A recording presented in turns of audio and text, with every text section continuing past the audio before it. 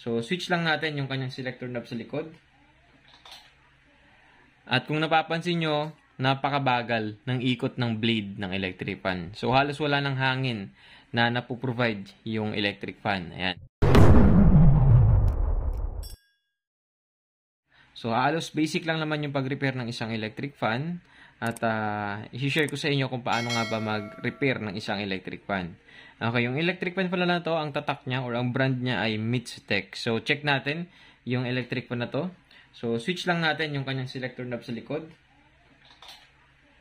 At kung napapansin nyo, napakabagal ng ikot ng blade ng electric fan. So, halos wala ng hangin na napoprovide yung electric fan. Ayan.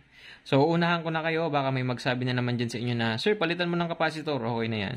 So, actually, hindi po sa lahat ng oras applicable yung gawin. Okay? So, dapat i-check muna natin yung condition ng motor ng electric fan bago tayo magpalit or mag-check ng kapasitor. Alright, so ang gagawin muna natin ngayon is syempre tatanggalin natin tong cover ng electric fan at titingnan natin kung meron bang play yung shafting ng electric fan. So dapat hindi siya mahirap ikutin. So yun muna yung gagawin natin. And after that, kapag okay naman yung ikot ng shafting ng electric fan, syempre proceed na tayo sa pag-check ng capacitor ng electric fan. So patayin muna natin.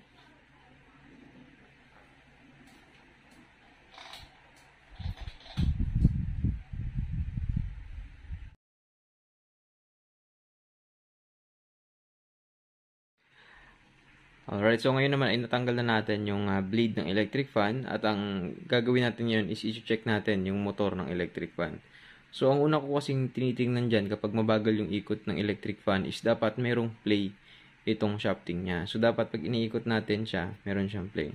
Ayan, so meron siyang play pero medyo malagkit siya ng konti. And then dapat yung electric fan is walang kalog. So dapat yung movement nito is tulak lang. Tulak, abante. So, dapat hindi siya naaangat na gaganon. So, dapat abante lang ng konti. Ayan. So, konti lang naman. So, isang indikasyon yan na okay pa naman yung bushing ng electric fan at mukhang kailangan nito ng lubrication. So, dapat linisin natin yung loob ng motor ng electric fan and then magkakandak tayo ng lubrication dito sa motor ng electric fan. So, babaklasin natin tong cover ng electric fan na to nang sa ganun ay para ma-check din yung kondisyon ng motor sa loob ng electric fan. Matapos nating matanggal yung cover ng electric fan, ito na yung bumungad sa atin. So, napakarami niyang alikabok. Ayan. So, mga pinamahayan na siya ng alikabok. So, ang gagawin natin ngayon, bago tayo maglagay ng oil dito sa motor ng electric fan, tatanggalin muna natin itong mga alikabok na to. Kasi, minsan, yan pa yung nagkukos ng sagabal doon sa pag-ikot ng electric fan. Okay? And after natin matanggal itong mga alikabok na to, mag-proceed na tayo sa paglagay ng oil dito sa electric fan.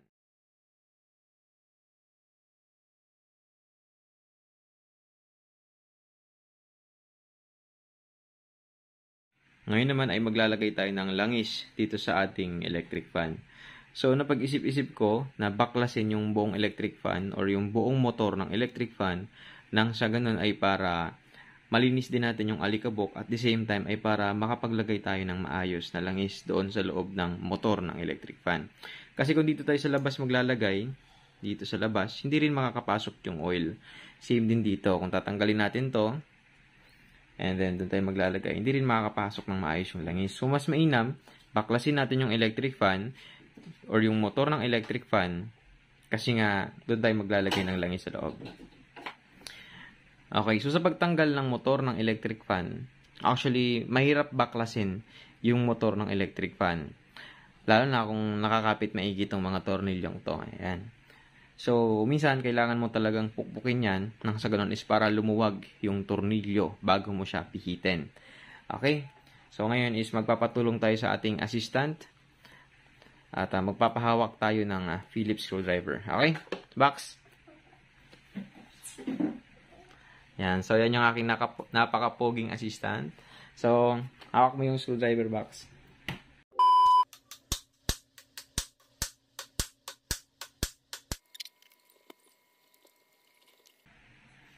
Ayan. So, kung nakikita nyo, mabilis lang nating natanggal yung apat na screw dito sa electric fan. So, ganun lang yung sikreto dyan. Kailangan mo siyang pukpukin bago mo pihitin yung screw. So, babaklasin muna natin to. Sa ganun ay para linis tayo ng loob ng motor at the same time ay para maglagay tayo ng oil or lubricant doon sa kanyang mga bushing. Ngayon naman ay nabaklas na natin yung motor ng electric fan. So, kung nakikita nyo, ayun, sa may bushing niya, mayroon doon ng parang foam. Ayun. So, dry na siya. So, kailangan na siyang lagyan ng langis or oil. Ayan. So, sa iba kasi ang paglagay ng langis or oil is nandun sa kabila. So, kung doon tayo sa kabila maglalagay, doon sa kabilang dulo, syempre hindi makakadalo yung langis. So, dapat dito tayo sa areang to maglalagay ng langis. Same din doon sa kabilang side. Ayan. Doon din dapat tayo maglagay ng langis.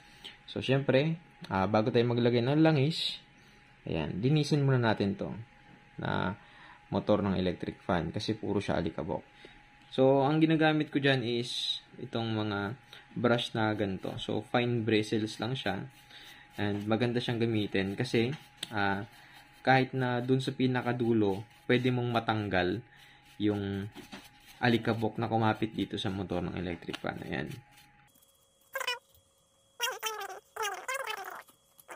And ang next step na gagawin natin ngayon is maglalagay na tayo ng lubricant doon. Okay?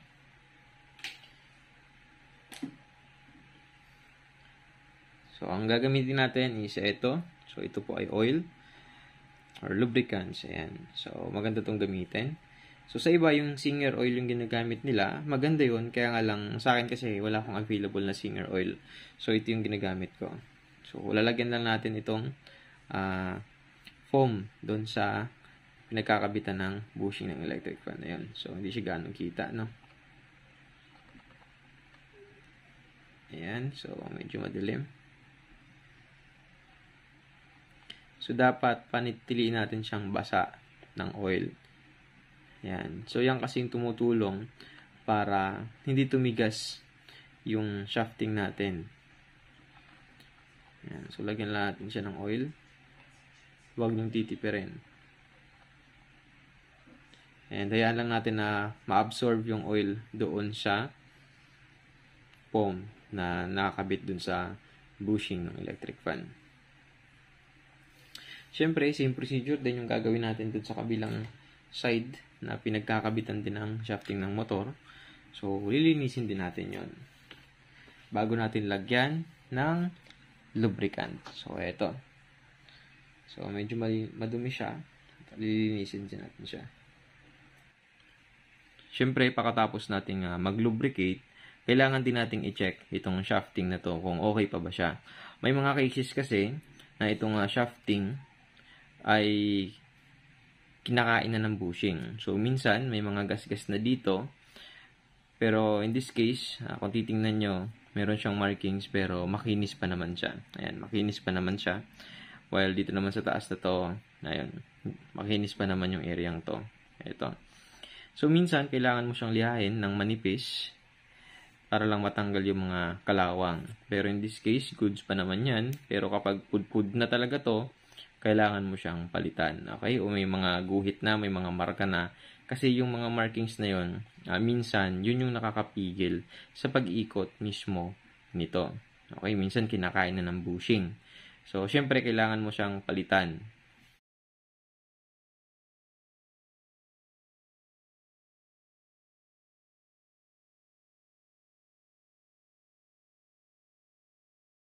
Ngayon naman po, kung nakikita nyo, bali, lubricate na natin yung electric fan at nilagay na natin yung ibang parts ng motor na binaklas natin kanina. So, ngayon is magkakandak tayo ng initial testing. So, bali, naka-plug na po yung ating unit. And titingnan natin kung lumakas nga ba yung ikot ng ating electric fan. So, kung nakikita nyo po, ayun. So, hindi na siya mahirap ikutin dahil nga sa nalubricate na natin siya. Ngayon naman ay titingnan natin kung bumilis nga ba yung ikot ng electric fan na to. And kapag hindi siya bumilis yung kanyang ikot, proceed na tayo sa next step. So, i-check natin kung okay pa ba yung capacitor ng electric fan. So, tingnan muna natin kung bumilis ba yung ikot ng electric fan na to. So, ang setting natin ay 0 and lipat natin sa number 1. Ayun. Ayun po. So, kung nakikita nyo, mabilis na yung ikot ng ating electric fan. Ayan. So, yun lamang yung kailangan pagdating sa electric fan. Hindi po sa lahat ng oras na porkit mabagal lang yung electric fan, kailangan mo na siyang palitan ng kapasitor. Minsan, kailangan mo rin siyang linisan at the same time is lagyan ng langis or oil at nang sa ganun ay para hindi siya mahirapan sa pag-ikot. Okay? So, sana po ay meron kayong natutunan dito sa ating napakasimpleng video. Pwede po kayo mag-iwan ng comment or suggestion dyan sa ating comment section below. Huwag niyo rin pong kakalimutang i-hit ang like and subscribe. Pahit na rin po ako ng notification bell nang sa ganun ay para maging updated po kayo sa ating mga future upload. Muli, ako po si Andrew Electronics na nagsasabi, stay humble and be creative. Maraming salamat.